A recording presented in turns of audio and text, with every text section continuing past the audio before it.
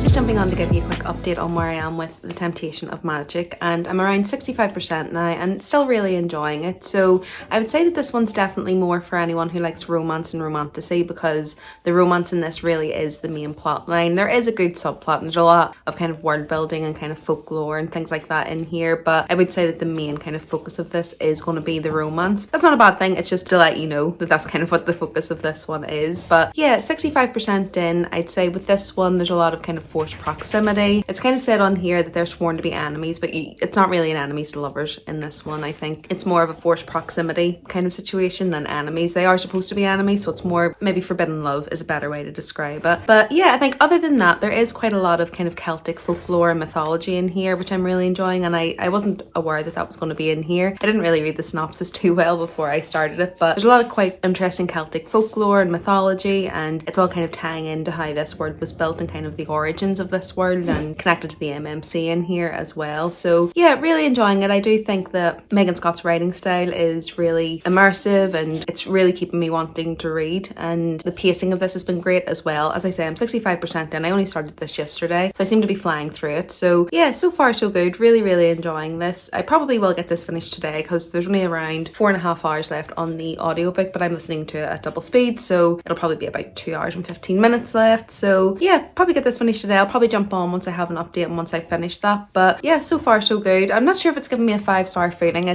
don't know if anybody else gets this, but sometimes you'll be reading a book, you have no kind of complaints about it, there's no objective issues, but you're just not getting that 5-star feeling, and that's kind of what it is with this one. I'm really enjoying it. The pacing's really good. I'm kind of reading it really quickly, but I'm just not getting the 5-star feeling. But we'll see. There's still like 35% left, so that may change by the end of this, but definitely be a 4-star, I would say, at this point. But once I've read a bit more, I'll jump on and give you a quick update and let you know what I'm feeling, and yeah, see how it goes.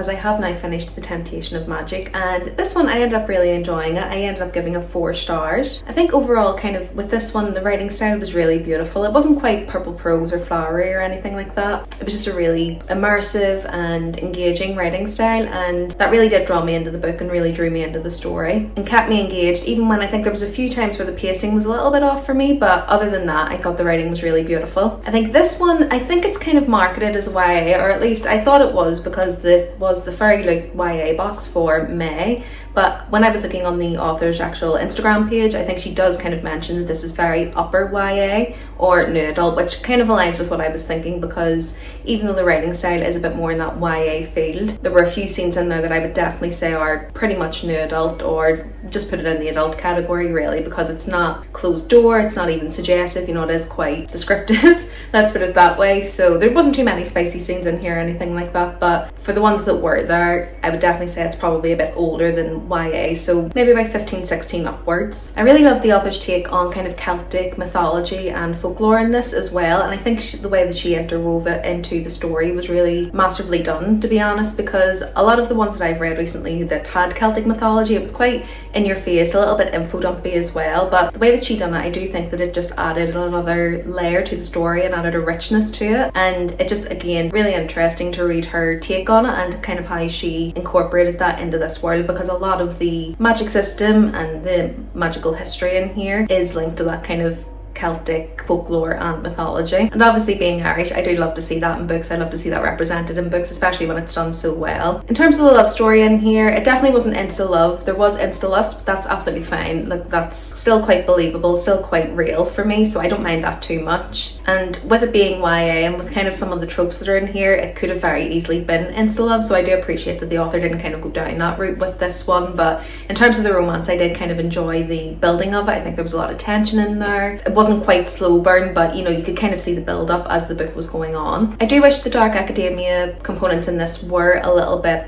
stronger. I do wish that it was kind of more of the forefront of the story, but to be honest, this is a romantasy. It is said to be a romantasy set in a dark academia world, so I can't really be too surprised at that, and I'm not taking any kind of marks on it from that. But if you like romantasy, or even if you just like romance, I think this would be a good kind of entry level to dark academia if it's a genre that you're interested in and you've previously read romantasy. I think this would be a really good one to kind of introduce you to those themes and kind of the vibes that you get from a dark academia, because the word there, even though the romance was kind of at the forefront for this one, you definitely had those dark academia elements in there, so for that I did really enjoy it. The ending for this one wasn't quite a cliffhanger, but it does leave a lot of questions unanswered, and it does leave it quite open for a sequel, so I'll be interested to pick that up once that comes out. But yeah, I'd say for a first book in a series, and I'm not sure if this is her debut, but if it is, it's really well done. Even if it's not, it's still a really well done book. I did really enjoy it, and yeah, I'll be excited to continue with the series on this one. So that does mean I can now pick up The Secret History by Donna Tartt, and I'm really excited to read this one. As I say, I think this one's kind of the main book that you think of if you think of dark academia. This is the one that most people would kind of reference, so I've been excited to pick this one up. I don't really know too much about it. I just know that it's kind of set in a elite college setting, so it just says, under the influence of their charismatic classics professor, a group of clever, eccentric misfits at an elite New England college discover a way of thinking and living that is a world away from the humdrum existence of their contemporaries. But when they go beyond the boundaries of normal morality, their lives are changed profoundly and forever. So I'm guessing there's a lot of questions of morality in here. I'm guessing it's going to be a big character study on the people in this book, and yeah, I'm really excited to get into it. So hoping to read a few chapters of this tonight, so once I've done that and once I've got a little bit more of a feel of what this one's about, I'll jump on here and give you a quick update.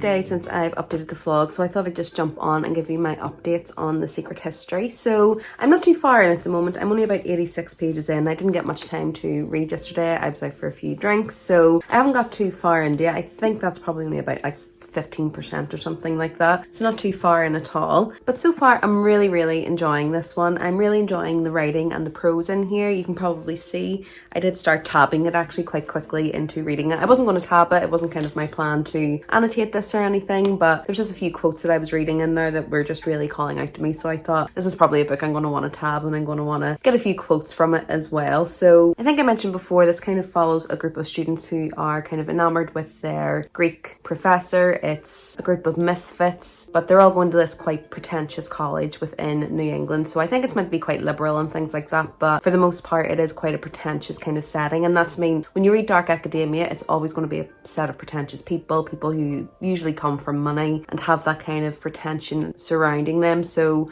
we're very much getting that delivering here. Now the main character that we're following is called Richard Papin, and he is kind of an underdog, you know, kind of very much being positioned as an underdog within the society. He doesn't come from, you know, an overly rich background. He has kind of had to trudge his way to get to this university. There was definitely a description of him really fighting to get to where he is within the first kind of portion. And as I say, I think it's really setting him up to be kind of the underdog within this group. However, in terms of his personality, in terms of his thought process, in terms of how we're kind of viewing the world from his point of view, I do think he's being set up to be just as pretentious and maybe just as misaligned and maybe prejudiced as the rest of the people within this group. And I think again it's just kind of tying them together, even though they may come from different backgrounds. It's kind of showing that he can still fit in with them, even though he is kind of the underdog within this group. So yeah, at the start of the story we're kind of just seeing his journey getting to this college. Initially he isn't allowed to be in the Greek class. It is quite exclusive. The professor is very eccentric and his eccentricity is kind of shown throughout that. However, he manages to get into the class through interacting with the students within that class, but it is very exclusive. It's almost like a secret society type of thing. He's not allowed to kind of study anything else if he wants to be a part of this group, and he makes a decision to do that and to kind of join this class because Greek is something that he really wants to study. But yeah, for me, I think initial thoughts on it, it's kind of almost reading as if this class is like a cult. You know, there's a lot of language and devices that are being used to, I don't know if that's going to be where the story goes, but it does almost feel like it's, you know, the beginnings of a cult and how a cult would be run. You know, you've got this professor who basically wants to exclusively influence these minds. He doesn't want anybody else's influence affecting how they're feeling about their course. He doesn't want anybody else kind of influencing their progression or career within the university. And yeah, it just kind of feels like it's almost like a cult setting. So again, we're getting a lot of, that's where the dark side of it I think is going to start coming in. But as I say, I'm only 86 pages in so far, so I haven't got too far into the story to understand how we're going to get to where the first portion of it begins from where we are now. So it is on the back in the blur, but basically it starts off with the students kind of mulling around each other. There's a dead body, I believe, that they're burying in the forest. You're kind of given that scene first, and then you're kind of put back to probably where it started. And I imagine this is going to be the journey of how they got there, who is the body, what happened, who done it, that type of thing. So yeah, the intrigue is definitely there. It'd be interesting to see how the story progresses. And as I say, I have been tabbing it because as soon as I started reading it, I think it was maybe like 10 pages in or so, there was just quotes and descriptions and things like that I was really enjoying, that I thought I'm going to want to tab this and just kind of mark out some of those beautiful passages and some of those quotes as well. So just to give you an example, she's basically trying to describe the university grounds, kind of the setting that the character is in, and she describes it as trees creaking with apples, fallen apples red on the grass beneath, the heavy sweet smell of apples rotting on the ground, and the steady thrumming of wasps around them, Commons clock tower, ivied brick, white spire, spellbound in the hazy distance, the shock of first seeing a birch tree at night, rising up in the dark, as cool and slim as a ghost,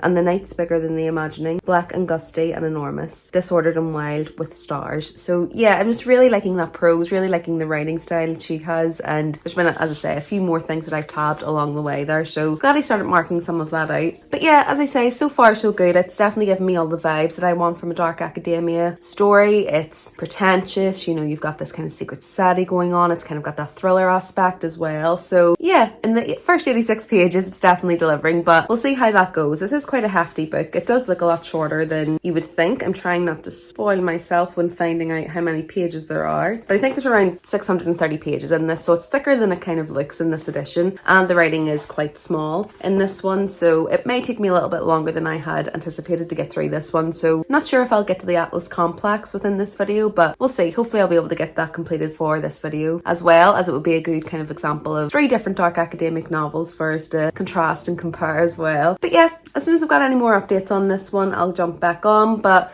hopefully just be reading a bit more of it tonight and a bit more tomorrow. I've got another book that I'm reading as part of a buddy read that I kind of need to read within the next day or so, so it might be far and few between that I get a chance to read some more of this. But yeah, as soon as I have another update on this one, I'll let you know.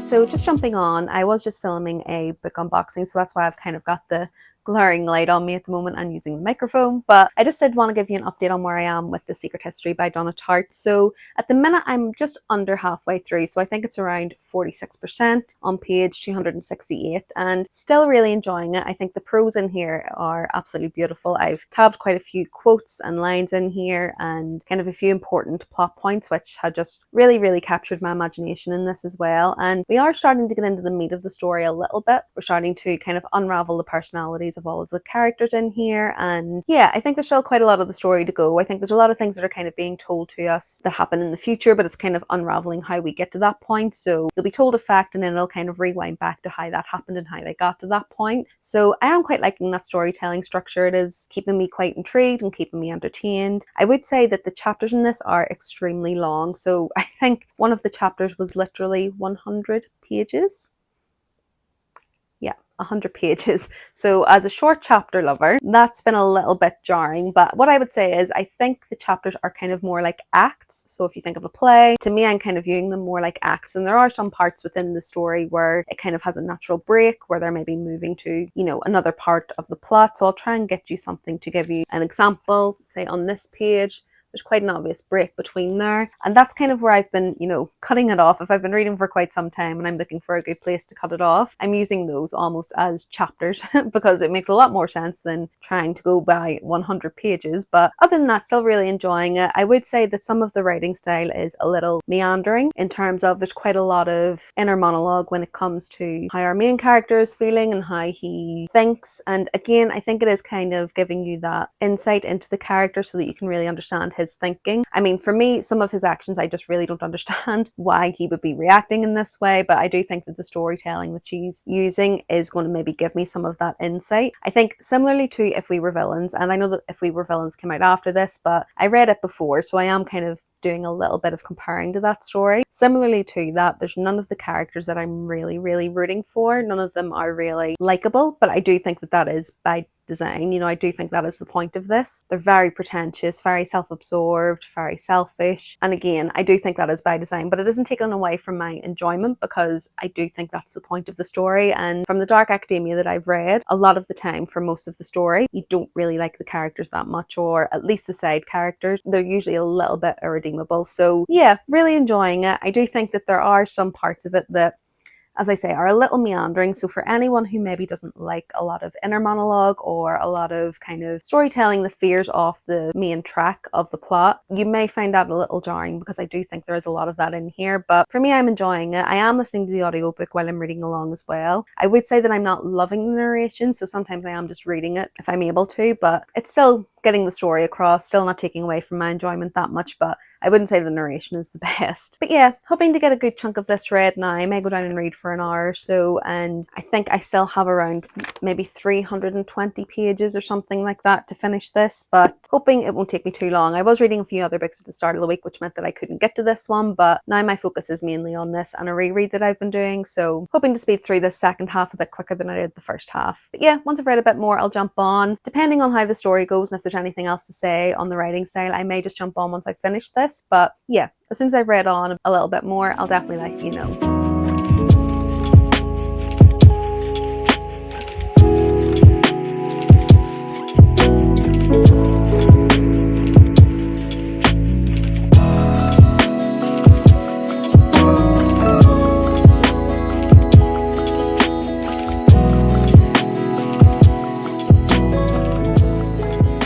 Lovelies, just jumping on because I finished The Secret History last night, and honestly I'm so conflicted in my rating for this. So I think I landed on 4 stars for this. It wasn't a 5-star for me just because there were a few things that I had an issue with, which I'll get into, but I think overall I did really enjoy this. I thought it was a really enjoyable's the wrong word. I enjoyed my experience reading it. It was an interesting read. It was a lot. Let's just say there was a lot that happened in here. Definitely check up trigger warnings for this. I mean, I can't even list the amount of things that you need to check up trigger warnings for, but it definitely delves into a lot of things that I'd imagine anyone who has any triggers for, you know, books and things like that would need to check those. So definitely check that up. I'd say some of the main ones are definitely sexual assault. There's quite a lot of homophobia in here as well, and racial slurs, which I know are supposed to come from the character's voice, but for me it was a little bit uncomfortable because I think it was almost too often. I think the point could have been made without using them, but again, we'll get to some of those points. I think for the main things in terms of what I enjoyed about this, I really enjoyed the prose. I thought the writing was absolutely beautiful in here. As I say, I ended up tabbing it because a lot of the passages I just thought were really, really beautiful. I really enjoyed the language that she used. I loved the way that she kind of built this up. I think there was always kind of a underlying tension with this. The pacing of it was a little bit off at times, so it felt a little bit slow in some sections, but you were always kind of feeling that undercurrent of tension and waiting for when it was going to drop and when there was going to be kind of a big reaction, or when there was going to be, you know, like a revelation or something like that. And yeah, I think I really felt that tension. I think the way that she wrote it was really well executed, and I definitely felt that tension that the characters were feeling as well. So yeah, I think in terms of the dark academia vibes, they were all definitely there. I really felt the environment that she was trying to build around them. I felt like I was almost within the college that she was mentioning, and her descriptive language and the actual story I did find really captivating, so definitely loved it for that. In terms of reasons why it wasn't a 5-star for me, as I say, there was quite a few trigger warnings in there, but the reason I'm kind of feeling that it wasn't a 5-star for me was because it's not that the themes were explored, but you know, there was a purpose to it. I do think there was a lot in here that was needlessly put in there. I mean, it was written in 1992 or something like that, so yes, could have technically been a product of its time, but at the same time I think things were, you know, advanced enough by then for some of it not to be in here, and maybe for some of the views not to be as frequent within the book, so it just took me out of the story a little bit. So that's kind of the reason why it's taking off that 5-star. As I say, the pacing at times was a little bit slow, so I think I mentioned it, I might have mentioned it in my last update, but one of the chapters in here was 100 pages long, so there was quite a lot of meandering tangents that we were going on there with the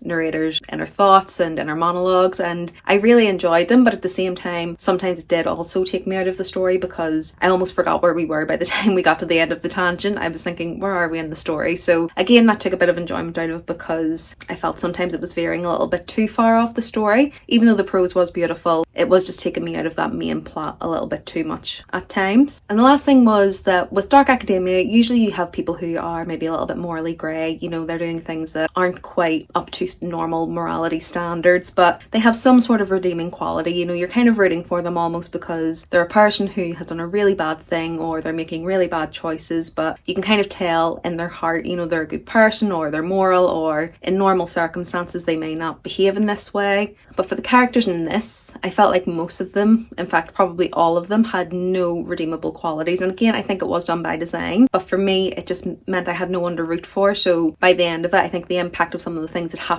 for me maybe didn't fall the way that the author had hoped it would. I think it was a real tragedy. I do think that this kind of has parallels with those classic Greek tragedies that we're used to hearing, and I do think that Donna Tartt done that really, really well. But because the characters really had zero redeemable qualities for me. It just maybe didn't fall the way it should have. So yeah, I think for this one it was a great novel. I think the writing in here was amazing. I think the storytelling was amazing. A few issues with pacing, a few issues with a meandering plot, but overall I did really enjoy my time reading this. So 4 stars. It didn't give me quite that 5-star feeling just because of some of those issues that I said, but yeah, I would still definitely recommend this if you're looking for a dark academia novel and you're really trying to get into that genre. I would say this probably isn't an entry level one. I would maybe read a few that aren't maybe quite so dark as this one. I think it depends on what you're used to reading, maybe, because this one for me was quite a lot. There was a lot in here to kind of delve into. Mental health issues, as I say, sexual assault and all of that type of thing. So yeah, just be careful when you're approaching this one. It's definitely not, you know, light or fluffy in any sense. You know, you're not going to get anything like that in here. There's no respite from it, you know, the whole way through the book. So yeah, just make sure you're in a good place before you're reading this one. But as I say, I would definitely still recommend it if you're looking to get into dark academia, because I think this is kind of the first one. I think this is like the original dark academia book, so a lot of people say this is where you should start. Really glad that I read it, glad to get it off kind of my TBR, glad that it's one that I've finally got to after being on my TBR for such a long time. But overall, as I say, it's 4 stars for this one.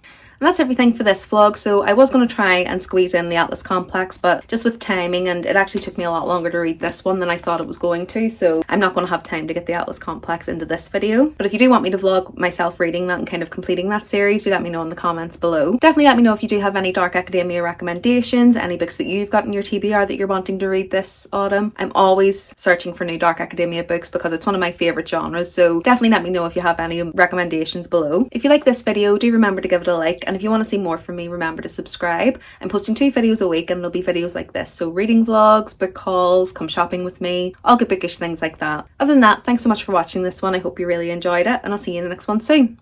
Bye!